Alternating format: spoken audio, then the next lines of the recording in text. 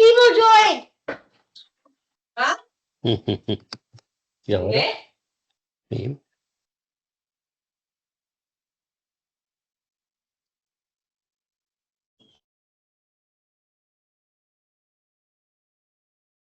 Oh.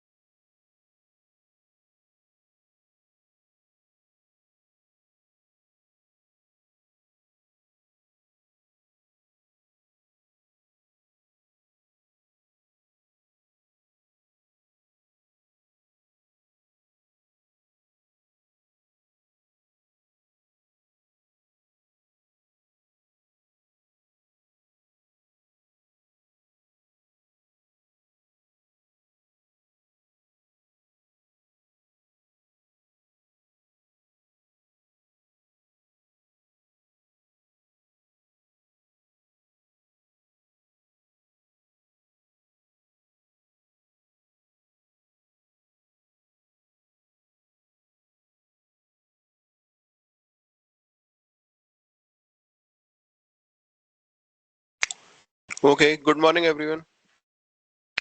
Just one request, please don't forward it to people who are not part of the temple. I wanted to keep it particularly for people who are volunteering and helping with our temple.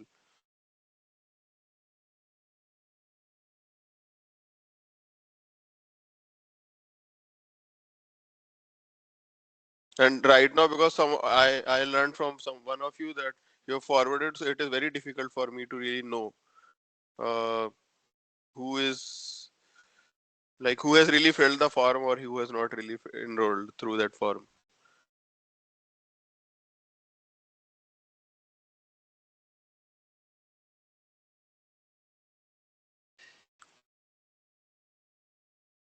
Hare Krishna Prabhu, rest assured we are all devotees here. Okay, yeah, because one person pinged me. Okay, that on WhatsApp. Yeah, hey That Anupam, this is Sai here. Yeah, I was the one who I pinged said. you. Yeah. Okay. Yeah, so yeah, a couple of my friends, they joined the group and they enrolled as well using the form. So I didn't share the Teams channel with them. I shared the actual form. Yeah. Okay. I hope that's okay. Yeah. But are they part of the temple or they are from like means are they sort of our Iskcon devotees group or from outside? No, they're not. Yeah, so that is what I'm saying. Like I wanted to keep it only for Iskcon devotees. Okay. That should be fine, Prabhu and Prabhu. I mean, they're friends of Iskcon devotees, so should be okay, I guess, because they're registered. Okay, It's a means lot of yeah, they are in that group. I mean, there are so many people in that group, and you can't really differentiate who is devotee, who is not. So it should be Okay, fine. okay, So whoever fine, is okay, registered, you can accept, and yeah, I think that should be fine. okay.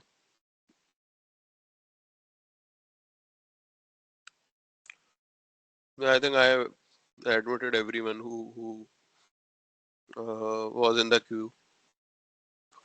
Mhm. Okay, so I think we are already 5 minutes up, so let's get started without waiting for any more time.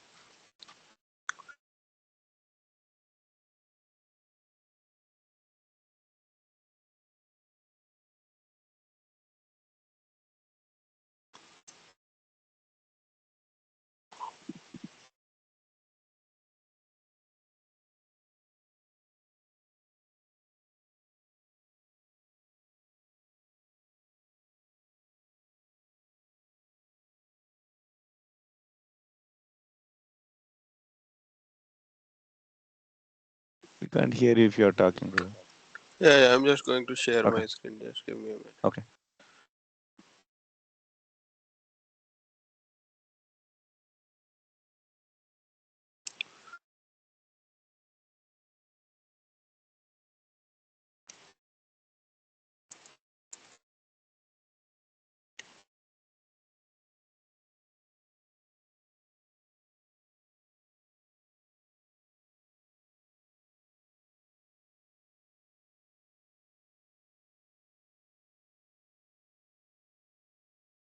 I hope my screen is visible.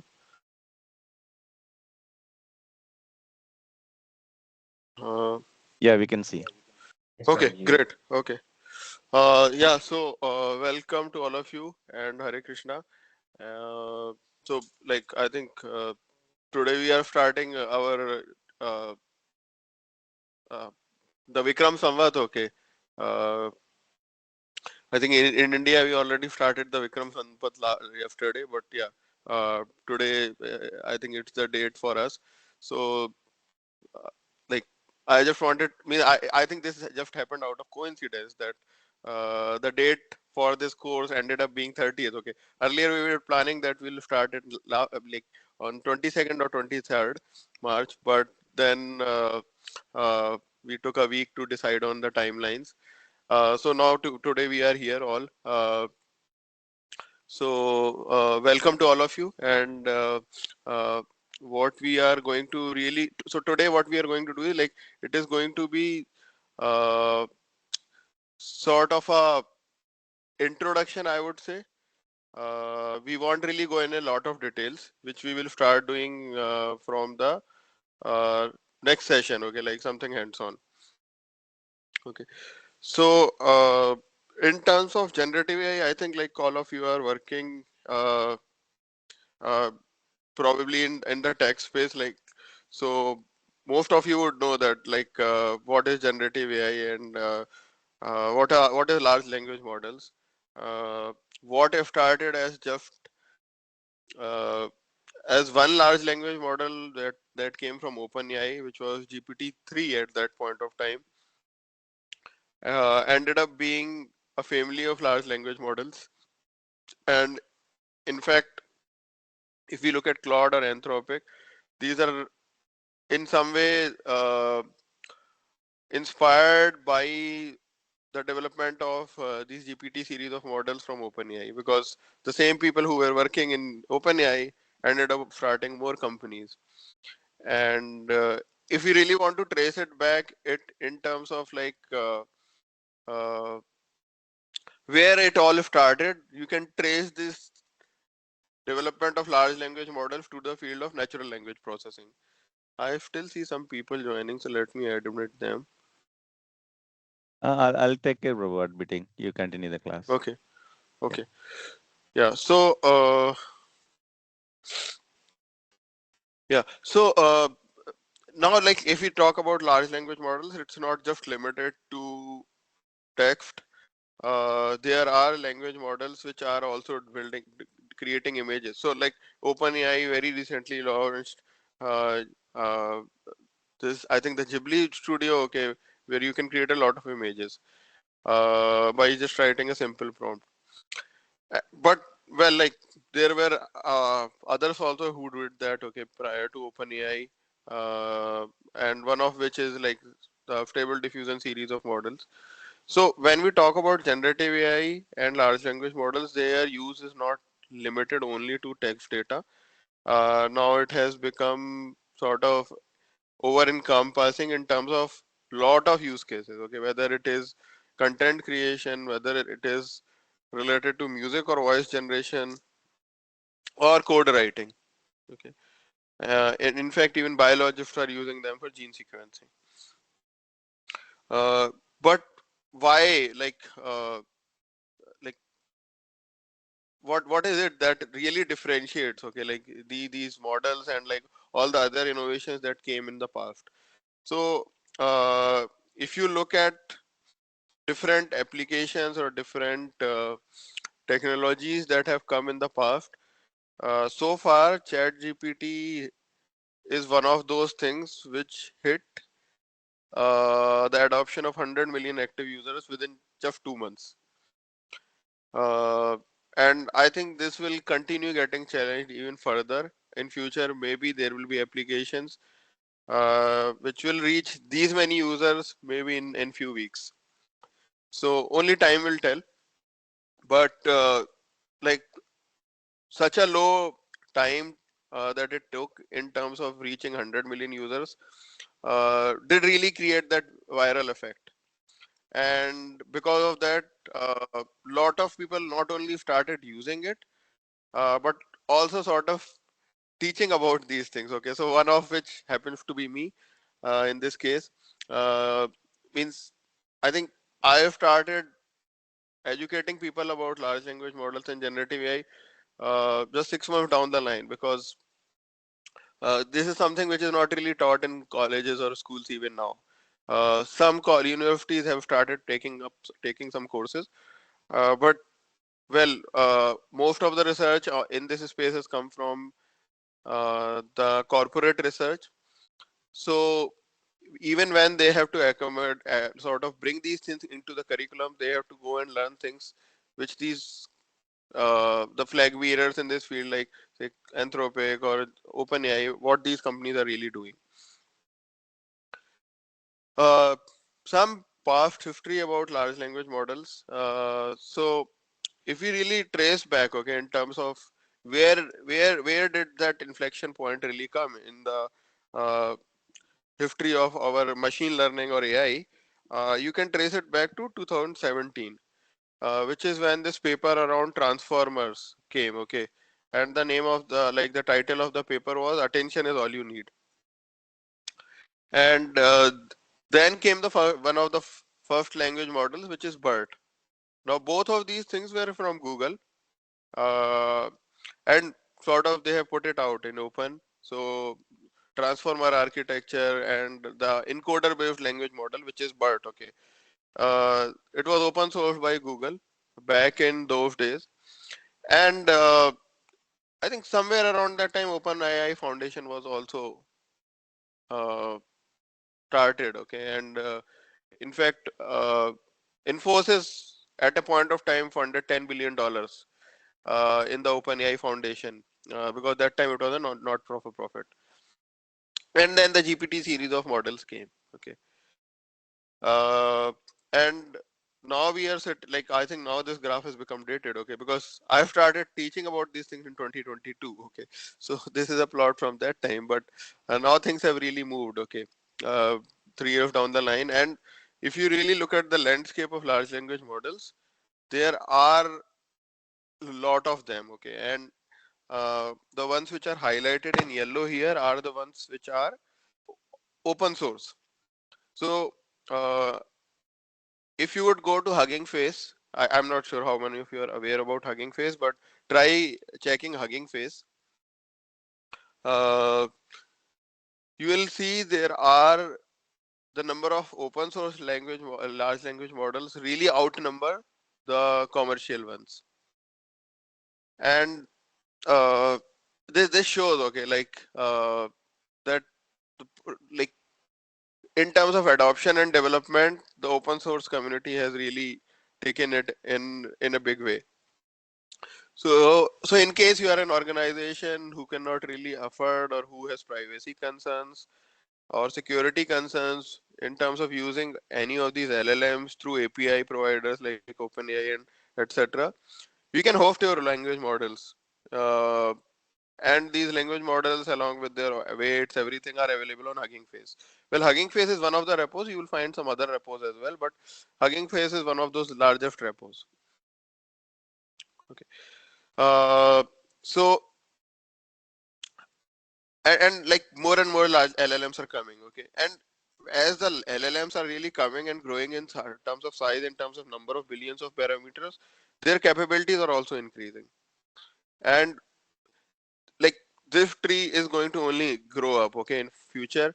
In fact, I would add one interesting use case. So this study was done by a research group at IIT Delhi, and there they found that GPT-4 is able to solve JEE papers, and whether it is physics, chemistry, or maths, and get a 95 percentile score. So, well, that use case is not really lifted here. They did a lot of prompt engineering, chain of thought, all those things, and they were able to crack the JEE papers of all the 3 subjects. So, uh, and well, this was our research was reported last year. Since then, like reasoning-based language models have come in a big way. And recently, OpenAI also came up with the reasoning-based models. and you will see like reasoning as a capability being offered by most of the commercial LLMs, which, for example, whether it is GPT or whether it is Anthropic, those capabilities have started becoming available. So, uh, and these capabilities are sort of emergent capabilities, because these models were not really intended, okay, to do that, but then people observed that they are able to do those things as well. So means don't limit, like if you are trying to imagine use cases of language models, you need not restrict yourself to this tree or any of the things that I covered so far in the slides. Uh, Having spoken a lot about what is language models, what is generative AI, I think we also need to understand what these models are really doing. Okay, uh, and if you would like look at a language model, what it is doing is it is not telling us anything in a deterministic way. All these language models are probabilistic models, and when you type a question and it gives a response, all what it is doing is it is giving you the words which according to it has the highest probability, and those probabilities are being calculated by the model on its own based on the input that you have provided. Okay, so if you give a sequence of words, it takes it as an input, and then what it does is it calculates lot of words, and for each of the words that it calculates, so suppose like it has to calculate, say that this uh, here we have 6 words and it has to predict the 7th word, so it has to predict the word blue, and it knows that it has to predict just one word. So it, out of all the English words, okay, in the English vocabulary, it is going to predict the probability of each of those, and for the word for which we have the, for which it finds the probability to be the highest, uh, it will predict that as the word, okay, and give that out as an output. Okay, so in this case you see that like it is able to find that blue has a probability of 91%, which is higher than all the other words, so it is giving you blue as the output word. Now how is the language model really able to do that? Okay, and if we really look at that, okay, that how are they capable of doing all those things? So uh, for that we train these language models using lot of generic data, okay, text data or image data. For the sake of simplicity, let's keep it limited to text data for now. Okay, so you put a lot of text data into these language models. It may be whether you may have cleaned it or you may not have cleaned it. You may have labeled it or you may not have labeled it. To people who might have some experience or exposure to machine learning, they will appreciate, okay, what do I mean by labeled or unlabeled data? But I think data cleaning is something most of you would understand. So you just put the data into that and let it learn from that data. Okay, and it is like saying this thing that, say you have a newborn, okay, a baby. As they really grow up, they observe all the different kind of things, and they are observing everything. Means it's not that you are just putting them through a particular curriculum, okay, which happens after they go to school, but even before they go to the school or to the kindergarten, they keep observing things and they keep learning from that. So similar to that, think of a pre-trained model as as a baby model which is observing everything in the text data and trying to learn from it. Okay. And now say that pre-trained model, it has gone through, say, all the text data which is available over internet in terms of searchability and being open source. So it has learned all those things. Now the next thing is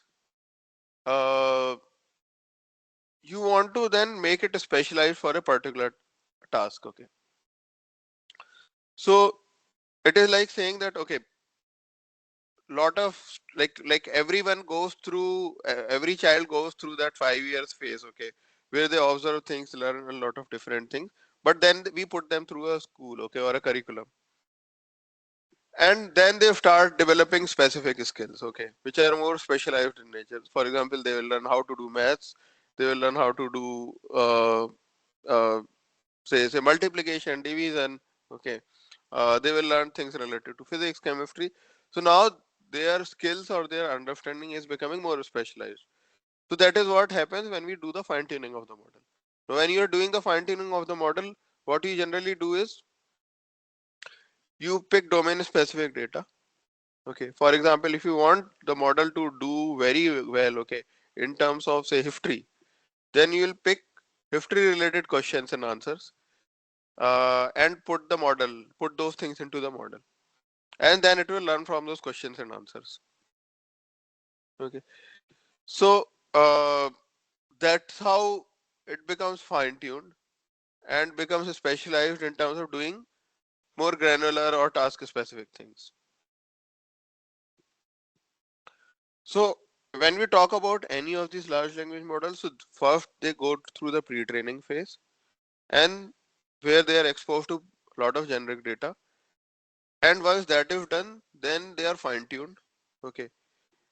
And uh, one of those fine-tuned large language models is Palm, okay, which is from Google. It has a 502 billion parameter model specifically trained on medical data, okay.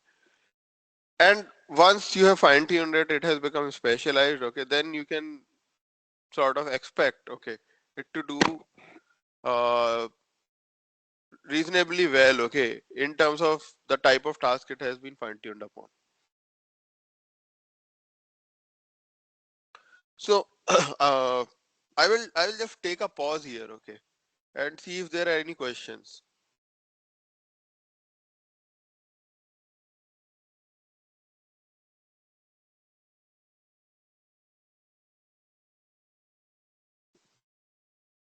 Well, this is Prasad.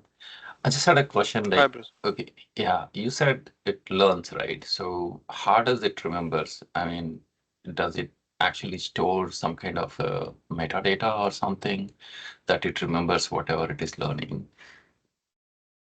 Yeah, so yeah, good question. I think this.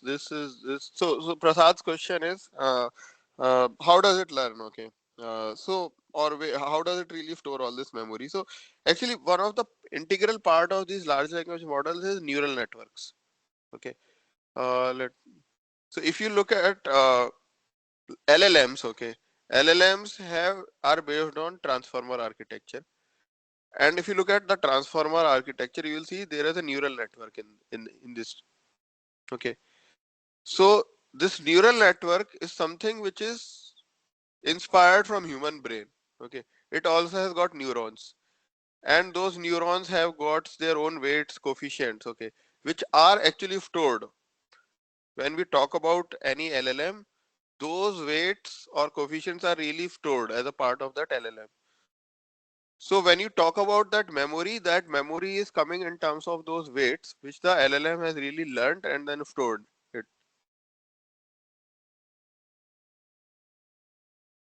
So that forms the memory of the LLM. What size are we talking about for the memory? I mean, the more it learns, the heavier it gets, or? Yeah, so yeah, exactly. Like if you expose it to more and more data, it will learn. Uh, but it's not like an expendable resource. And when I say it's not like an expendable resource, it's like you are defining, okay, what is the size of that this neural network really going to be, okay. So uh, if the number of parameters is something that you already fixed, then when you expose it to more data, it means it is only going to get better, okay, in terms of learning, but it is not so that its size will keep growing, because you have already fixed the size number of parameters. So it's like saying that, okay, like for an adult, okay, the brain size does not change, right? But as you keep learning things, it does not happen that your brain starts expanding, okay? It still remains in the same size, same weight, same volume. So similarly with these LLMs also, if you cap in terms of the number of parameters, it may get better if you expose more data, but its size won't grow because you have defined a cap there. And we'll go into some of these details, okay, as we'll progress. But so far, like in terms of like what is a language model and like what is pre-training, fine-tuning, if that is something is not clear or you need more examples, I'm happy to answer.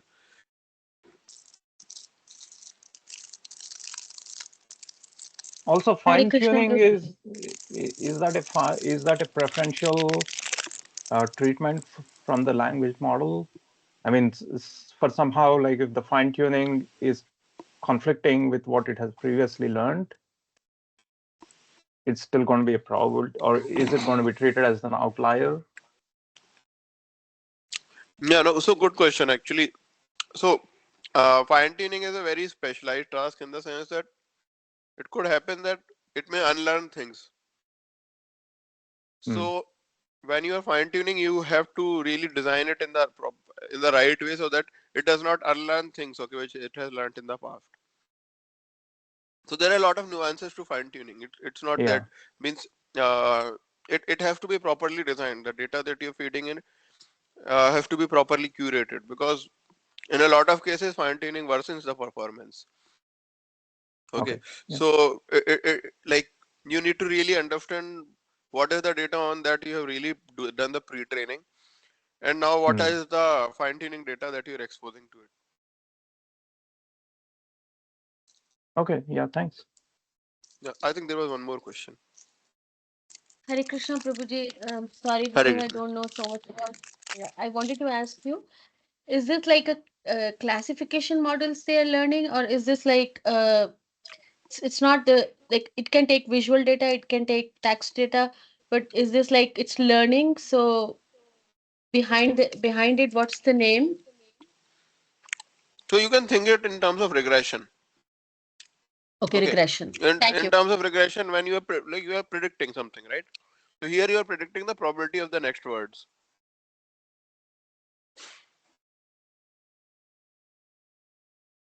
Thank you, So Prabhu. yeah, so these neural networks also, they are nothing but they are type of regressions only.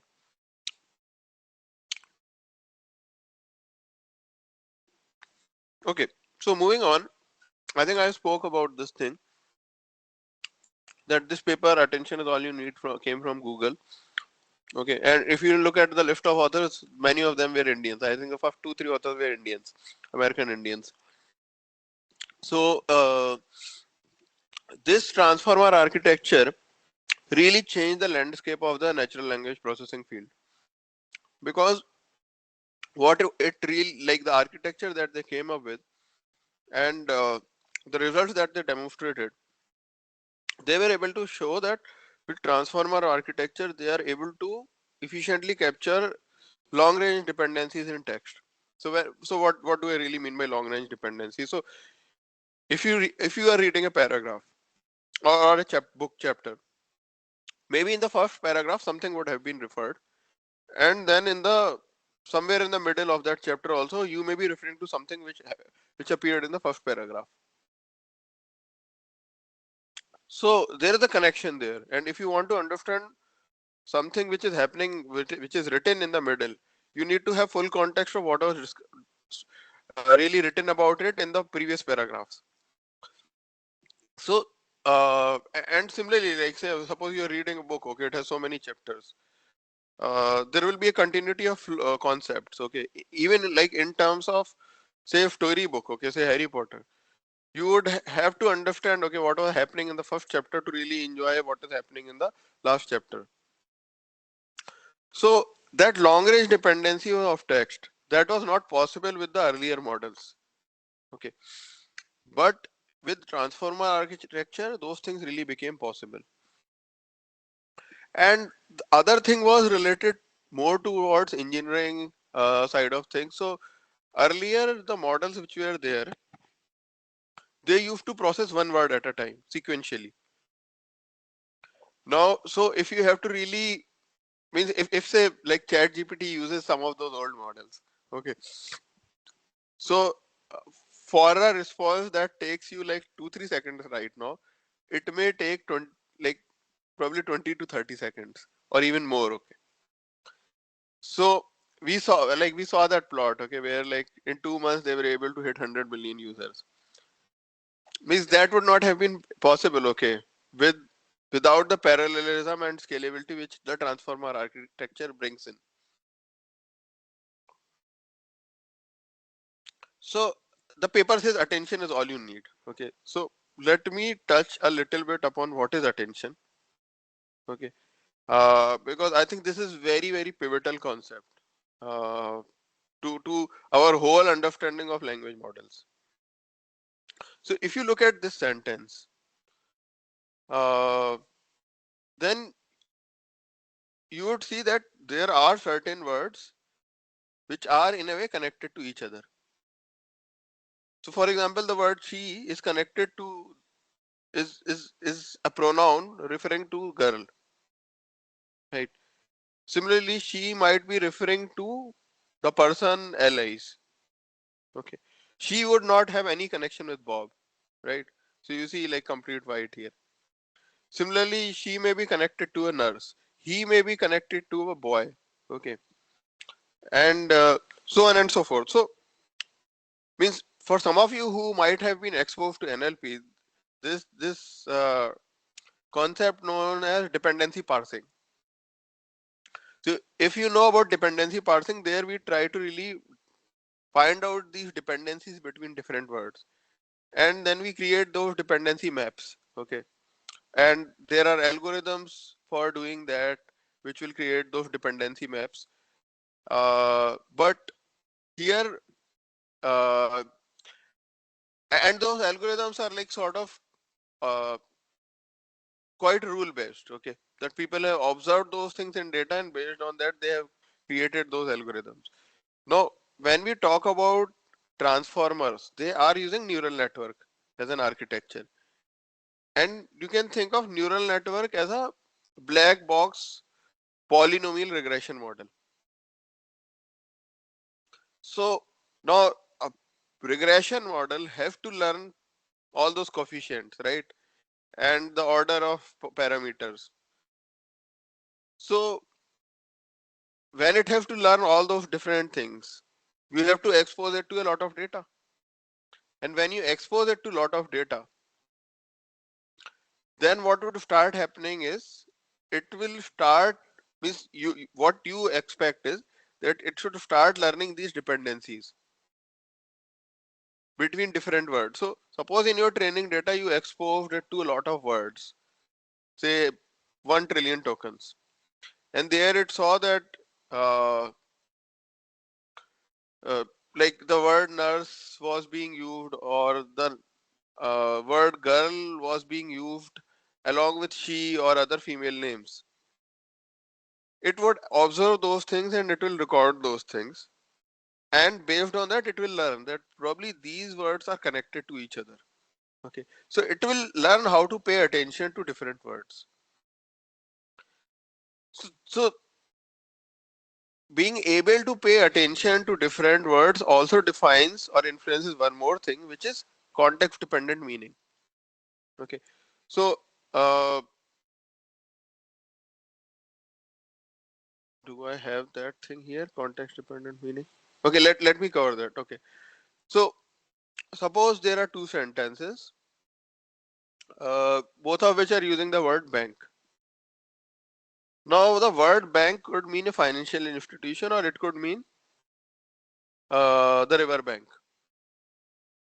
Both have got exact spelling, same pronunciation. So how do you really distinguish? So we as humans distinguish that based on what are the other words that are coming right in the surrounding of that that particular word. So based on that, we interpret the meaning of that word bank. So similarly, if a model have to understand, it also have to pay attention to what are the different words in the surrounding or in the vicinity of the target word. So that is what these models are really capable of doing. So when like means if you go about just building a rule based system, then it is very difficult for you to really interpret the right meaning of the word every time, because in a rule based system you would have to specify individual meanings, but the nature of language is such that the meaning of words change depending on the context in which they are being used. So that is what attention mechanism brings into. That is the main capability which attention mechanism brings into. And when it really learns, okay, different words from the text, what it really what some of the things that it learns is uh, what are the words which are similar in meaning to each other, or what are the words which are opposite in meaning to each other, or what are the words which have got some relation between them. Okay, so for example, uh, you expose a LLM architecture to lot of geography data, and then in that geography data it would see that Spain and Madrid are coming very often. Okay, and in lot of sentences it is written that Madrid is the capital of Spain. So it will learn that linkage, that Spain and Madrid are connected in some way. Okay, so when you will be typing something, say you type this sentence that what is the capital of Spain. Now from its pre-training, what it would know is that capital Spain, these words came a lot of times, and along with that came the word Madrid. So it will pick that word and give you out, okay, and predict that as the word which has got the highest probability. Similarly, like words which are belonging to the same root word, they will also appear together in terms of some clustering you can think of. Okay, and one of the important, one of the beauty of representing these words in a mathematical form is it also learns these type of relations. Okay, that means you can really do arithmetic on words. Okay, but with this, with the with the learning of mathematical representation of words, these LLMs are even capable of doing these type of things. So for some of you who are probably coming from the NLP background, I think you would know that there's this word to vector algorithm, and this is a neural network based approach, and this is not something new. Okay, like this came back in 2012, 2013, but like full exploitation of these capabilities became possible with LLMs. And when we say that, okay, we are representing words in the mathematical representation, what is really happening is we are representing words in the form of vectors. Okay, I think vector everyone would understand. Okay, because uh, it's a set of numbers. So suppose you have these different words and you want to create vectors out of them. So if you have to create vector, you can think of it like something in the XYZ plane. Okay, or if say you have 4 dimensions, then in this case we have got 4 dimensions. Okay, so we are saying there is like the 4 dimensions are animal, domesticated, pet, fluffy, right? So for all these animals, okay, we can project them into these 4 dimensions, and you can see that there is sort of uh, obvious sense in terms of how we are doing it. So we know that dog is domesticated. Okay, so that's why it has got a positive score. Okay, and mouse is not domesticated, rats are not domesticated, so you're seeing a negative score here. Okay, and whether they are fluffy or not, not all dogs are fluffy. Okay, so it has got a negative score here. And do we really consider dog as just an animal? Well, dogs are considered more than just animals. Okay, like they are man's best friend. So that's why you're seeing a negative score here. So uh, again, like these are just some example numbers here, but you can think of representing words in the form of vectors, and these dimensions can accordingly change. They need not always be these four. These dimensions can be anything. And in fact, these dimensions are also something that like humans have stopped controlling. They are just specifying the size of the vector, and basis that the model is free to learn those dimensions. So if you will really then put these words in the form of vectors, what you will see is man and woman, though they are opposite in meaning, but they will fall along the same vector, okay, in the same direction. Similarly, king and queen, they will also fall in the same direction.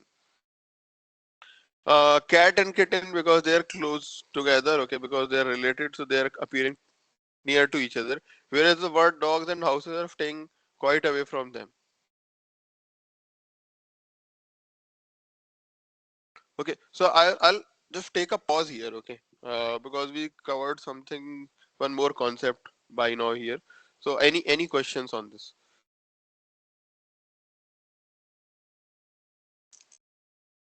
Hare Krishna, Prabhuji. Hare Krishna. Prabhuji, one I have a carryover question from the Yeah. fine tuning. So when Mm-hmm. we do fine tuning, so what is my understanding correct that we have a previous vector data on which the model was trained. Now we have new data. We convert into vectors and basically concatenate this new data to the previous training data, and that's how your new model is created. No. We don't concatenate. No. It's a Okay. completely new training exercise. Only with this Uh, new data. There's no concatenation that happens. and so then don't we use the previous data also so that the previous learning also retainable? No. Because it has already learned. Okay, so it's captured in the terms of its neural network weights. Okay. So we'll keep those still those parameters and weights still the same, and then So you see, supply yeah. So data see, just think to in and terms deliver. of like a child. Okay, like do you really take the child again through what it experienced when he or she was like 1 year old or 2 year old? I mean, once the child goes into school, okay, he cannot really go back in time, right, to experience the other things that he or she experienced earlier. The Mm, same is the case with fine tuning. You just don't go back, okay. You don't show it the previous data at all. mm, mm. Okay. Okay. Maybe it's like you're fine tuning the previous parameter based on the new data, but only tweak a little bit. Maybe put some control limits such that you don't change the performance of the previous one quite a bit. So basically, you keep some control data also just to make sure that you're not unlearning completely. So see, fine tuning as a topic is a completely vast, okay, independent topic. Okay, Oh, so I won't really delve into that. Okay, okay. if you are interested, I can share some papers. Okay. Uh, in fact, one of my own papers, which is coming soon, once it is online, I will share that.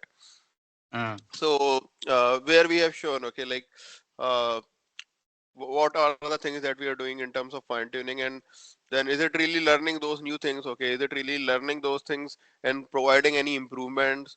Where is it not providing improvements? Where is it really providing improvements? So we have a very exhaustive study around that. So we'll share that, okay, in subsequent classes. Maybe in a week or so, maybe in another 10 days it will be online. okay. Sounds good, Prabhuji. Yeah. Congratulations, Prabhuji, Yeah. for able to publish another paper. Not an easy task. Okay. Yeah. Thank you. Well, most of the things I put on archive. Okay. So it's all open source. So coming back There's to the one question transformer. in the chat, Prabhuji. You want to take Yeah. that? Okay. Yeah. Yeah. Please go ahead. Hare Krishna, Prabhu. Yeah. Hare Krishna. So, thank you, Yadunandan. So basically, my question is around its learnings, right? How does the moderation happens on that data? For example, if I say if 1 million people say the sky is green, not blue, right? With It will their learn own that. analysis. So how does it Exactly. validate that? Is it based on vector negative ranking that you just explained, or? No, it will learn that. Okay. If 1 million people, majority people say that, yeah, sky is green, it will learn that. And exactly that So is happening. That is what is happening, okay, with these LLMs. that is negatively negative impact, right? Because it says the sky is green, which is not the actual thing. Yeah. So see, these models don't have any sort of understanding of things. Correct. They are just probabilistic models, and those probabilities are defined based on the data that they see. So, so for example, if you will, I think I don't want to get into something which may sound a Mhm. little sort of on the edge, okay. But Yeah. if you go to these LLMs, okay, and if you chat with them and you ask about say India, okay, and some of the Asian countries, okay, you will see Mhm. that it will say things, okay, which will you will find hard to really believe. And the reason is because they are consuming the data which is reported in the Western media outlets. Okay, Correct. okay. So they have just picked up and learned that. Okay, and these models have no understanding. So see, similarly, like when I think this one of these models came. Okay, uh, so if you ask it, okay, like what is Taiwan? Okay, or where is Taiwan? Okay, means you will see the type of answers it gives. Okay, because uh, they have because they have not really exposed to that data. Okay, means a lot of countries in the world recognize it as an independent country, but they really don't recognize it as. Okay, so they have not exposed it to that type of data, so it gives very different answer. So uh, I think that's where like even some of the governments took notice that if they will not really build or support building their own models, then in future they will land up into difficulties because these models will learn based on what data they are exposed to. Right. So if that is the case, I think it's a problem, right? About the accuracy of what we get from the LLMs. Intentionally, if someone trains it negatively by writing a program, which means it's altering the accuracy. Yeah, of course. Yeah, So that problem is there, right? yeah, that problem is there. So So see, is it? hmm, Yeah, please. so see the purpose of using these models should not be knowledge. Okay, I will say. Hmm. I think the purpose should be some of the general capabilities. Okay, so when I say general capabilities, for example, it can be say reasoning capabilities. Okay, which have started coming up. So I'll give an example. So if you have to really reason, okay, if you really make the model reason and then sort of give you a some sort of a commentary or summary, say on Bhagavad Gita, then what you Right. really need to do is you need to give it all the paragraphs, okay, from Bhagavad Gita, okay, along with like the translation, because I don't know means if these models are capable of Sanskrit or not, or how good they are, okay, and then once you have given it say translation in English, now when you ask and you give some context also, because like Bhagavad Gita interpretation is not easy, means people can interpret it in the right way as well as the wrong way. If you also give it the right interpretation, okay, with logic, let's see, this is the paragraph in Sanskrit, this is the translation, this is the interpretation, and this is the reason behind that interpretation. Okay, if you do these four things, and then you ask it, okay, that now I have given you say the four shlokas, okay, the four important shlokas of chapter 10. Now you sort of with the translation and interpretation everything, and then you say now you try to summarize, okay, what is the essence of these four shlokas. I think then it Yeah. will do a better job rather than just say that, okay, from chapter 10, okay, pick the four shlokas, okay, say 8, 9, 10, 11. If you do that, okay, it can give you something which may be like sort of unexpected, okay, or hallucinated. Got you. So It's like use those yeah, yeah, we are yeah, helping it to narrow down the right, search and some. Yeah.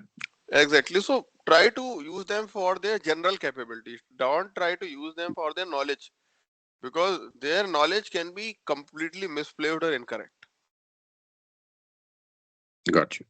And that learning will be global, right?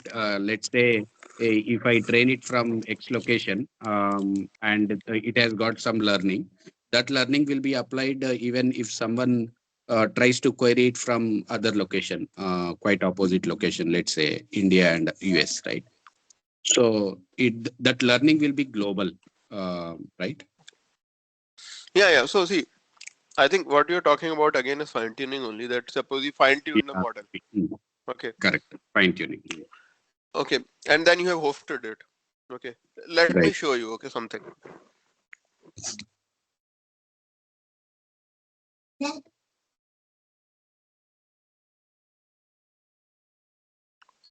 Okay. So this is one of the models. Okay, which we fine tuned on Mahakum data. Okay. And this is sort of open source. Okay. Anyone can go and download this. And if you look at Mahakum, okay, like this Kumbh happened only in January. Okay. So this 3.3, which came okay on December the 6th, okay, last year, it had no idea, no information of Mahakumbh. So if you'll ask it about things related to say Kumbh 2025, okay, it is not really going to say that it 40 crore people came. It will say things for what it have learned in the past. Past. Okay. But now because we have really fine-tuned this on the latest data, which was collected from different websites, okay, like government websites, okay, which are open source in nature, and then we fine-tuned it. So now it has got all that learning. Okay, but uh, again, this is made open source. Okay, so it has got the latest information. But say you are trying to fine-tune a commercial language model. First of all, they will not let you fine-tune it. Okay. Uh, Only the older versions of the commercial LLMs can be fine-tuned. Second is they will not let you make it public. So only you will be able to do inference to that. So if you really want to like fine-tune something and then expose it to the public, say suppose one of you wants to pick this up as a capstone project that we will fine-tune say one of the open source language models on say Bhagavad Gita data. Mm. You can fine tune it and then you can make it available. Okay, then everyone will be able to see the same model, use the same model, do same inference across the globe.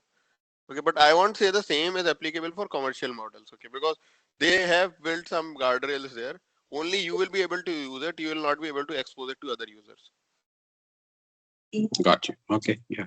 That helps, Prabhuji. Yeah. Thank you so much. So coming back to slide, our discussion, uh, like I think I'm just trying to show the transformer architecture here. Whatever you can pick, you try to pick from here. This diagram is available online as well. Like if you'll just type transformer architecture, it is actually borrowed from this paper, and the link to the paper is given in the group description where I provided some resources, okay, for reading.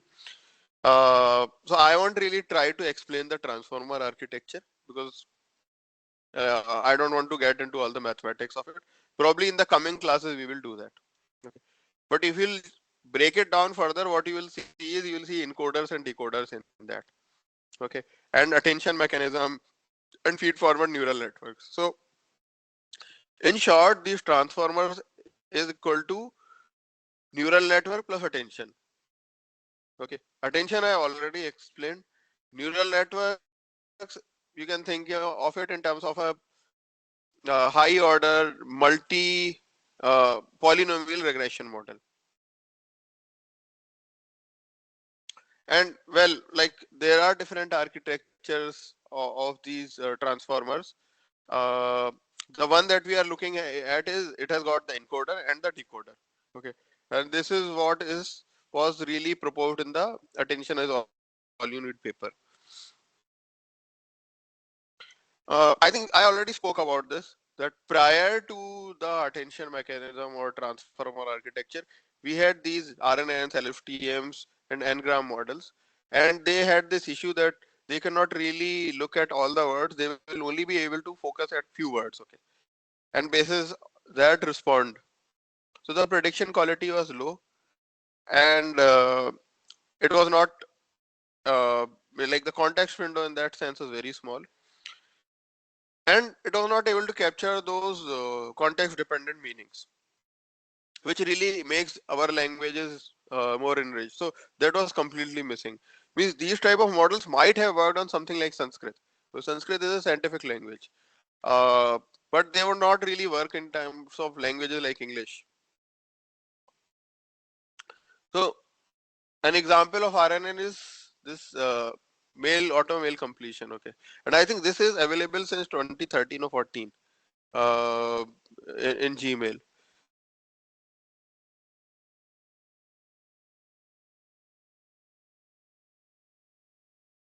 And now they have all, of course, now they have replaced these things with language models. Okay, they would no longer be using RNNs.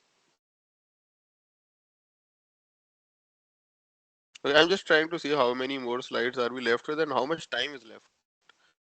Okay, we have only 3 minutes left. Okay, and yeah, means because this is a continued thing, so we'll discuss these slides next time. Uh, so I'll just give a brief on how these models are really trained. Okay, the pre-training that happens. And then we'll wrap up today's session. So I was saying that we expose them to lots of text data. Now, how does it really learn?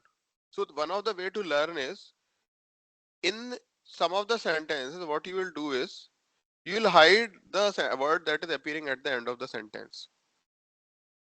And then you'll force the model to really predict it. Now it knows. So we have our data where we know what is the right word. But to the model, we have hidden some of the words. And then we are forcing it to predict the right word. So what you can do is it will calculate the probabilities of different words, right? And then you will penalize it in such a way so that it maximizes the probability of the right word and minimizes the probability of the other words. Okay, so that is one way. Okay, another is like you. This is known as masked language modeling. So you will hide a lot of words randomly from different sentences, and the words which are appearing to the left and right of it both are available. And now you're forcing the model to really predict the missing words. So this is one way. Okay. Uh, this is nothing but like a animated representation of it. So you mask these two words. Okay. You replace them with mask token, and then you are forcing it to predict these two words. You know the output words also here. Okay. What are the actual words? And then you force it to learn it. So based on that, the neural network learns different weights. Okay. So I'll stop the session here today. To really read more about masked language modeling, I would suggest you to look at this paper related to BERT, which is, I think, also given in that. Yeah, so yeah. So you can look at this paper, BERT, pre-training on bidirectional transformers for language understanding, and to understand more about masked language modeling. And attention is all you need is the paper on transformer architecture. Can you Okay. put it in the chat, Prabhuji? So it's in the Chat or chat description. It's in solid? the group Oh, it's description. already there. Okay, that's good. Yeah. This link is there in the group description. And I sent it in the mail as well, like reading Oh, okay. resources. Yeah, link to your page. Okay, that we know. I was wondering Yeah. specific paper. Yeah. And I have one more link to share. Yeah. So you can also, like, if some of you are really interested in knowing about different LLMs, okay, open source LLMs, you can take a look at this paper. Okay. I'll put this in our WhatsApp chat. WhatsApp Okay. group. Yeah, sure. Yeah.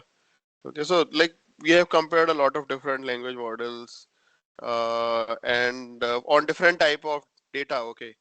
Uh, so we have categorized data in four different ways. So reason sparse, factual dense. So you will find all the definitions also here. What do we mean by these different type of data? Okay. And then in the like in a question answer setting, how are they really performing. It's a very thorough analysis that we have done, and this will appear in IEEE transactions soon, but it's also available on archive, so you can just download it. So yeah, and like if you are interested in looking on other papers, you can just put my name in archive.org. You'll find other LLM related papers as well. But means if you just want to follow the curriculum one by one, I would suggest like first try to go through these two papers. And you need not really read everything. Okay, you can just go and upload this paper on one of the chat engines and then ask it to create a summary for you. Okay, so it will just paste up your things, and then third you can look at this paper, because a lot of you were asking about the knowledge aspect, okay, that uh, and fine tuning. Okay, so now fine tuning is mostly best done with open source LLMs. So you can look at some of the performance metrics of these open source LLMs also that we have compared here. Okay. So if there are no questions, we can wrap up the today's session. Uh, but if there are questions, I'm here.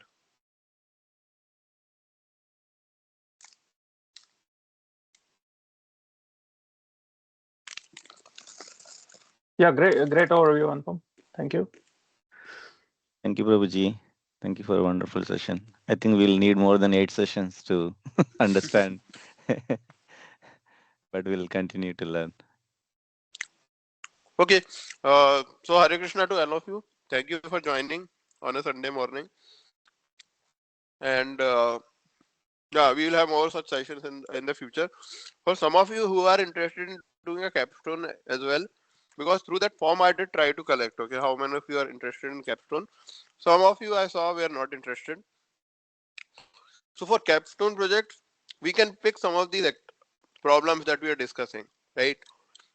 For example, fine tuning or hallucination, and probably like some of you can like create your own groups, okay, like group of 4 or 5 people.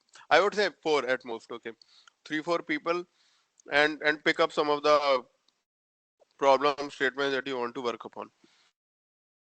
And I can also connect some of you to other people who have done this research work with me, uh, who can probably help you with some of the experimental work. Okay, so uh, just like I'm doing it here, I have done similar things in India also on a voluntary basis, and through that volunteering, some of these research works came out. So I can put you in touch with those people, and then you can work with them, collaborate with them, or probably learn something from them, okay, on what they did. Yeah, Pooja. Haribol Prabhuji, I wanted to ask if a person is very new to AI, so what kind of capstone would you recommend? What is the tree? I would say like just wait for another 3-4 sessions, then you'll start getting more ideas, because Thank you I so saw much. some of you were like asking very relevant questions, okay. So I believe some of you are ready, okay, in terms of the problem statements and ideas. So you can form your groups and write down the ideas, okay. And but for others, I would suggest wait for three more sessions.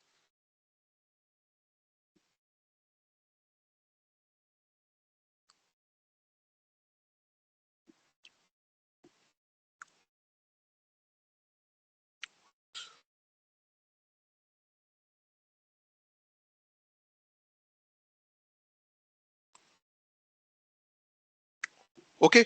Thank you, Hare Prabhuji. Krishna, Hare everyone. Krishna. Yeah. Thank you so much for taking Yeah. initiative and helping us through this is a new beginning in the congregation where we are coming together on Yeah. technical topics and we are all Yeah, technical. definitely. So Yeah, definitely. Yeah, all right. it's yeah, yeah.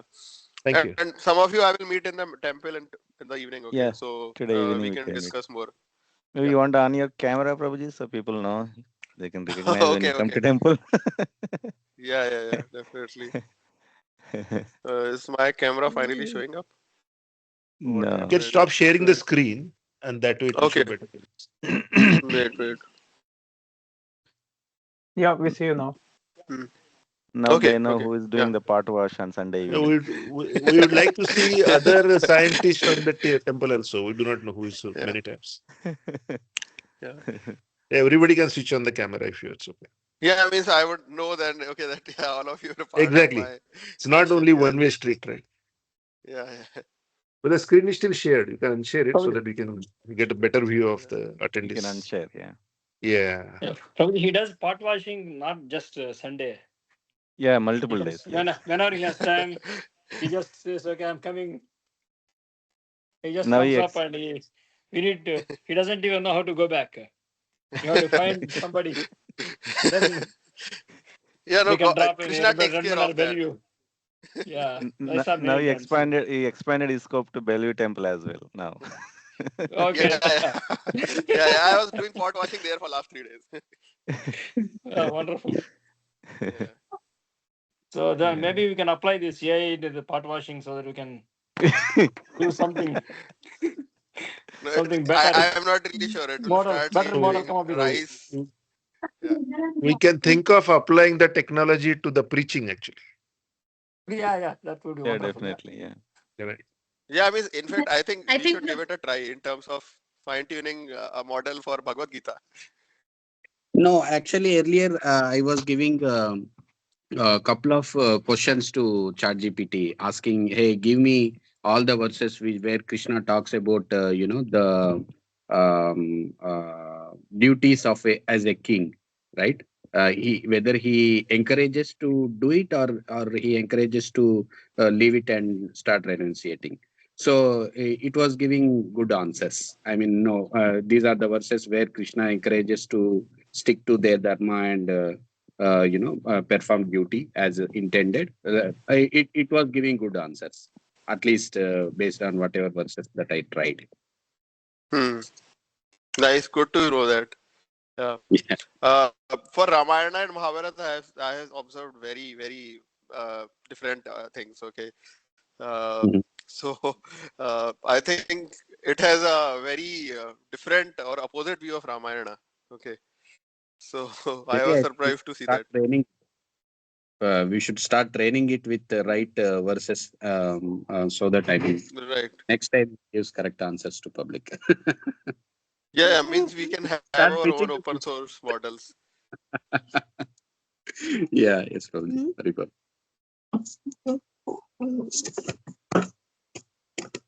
Hare Krishna. Thank you so much, Prabhu.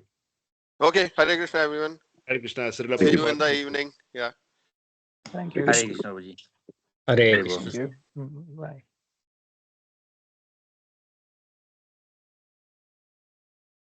Prabhu, you came to Sankirtan yesterday? Yeah, I was there. Yeah. Yeah, I was the one who offered you Bhagavad Gita. Oh, okay. Yeah.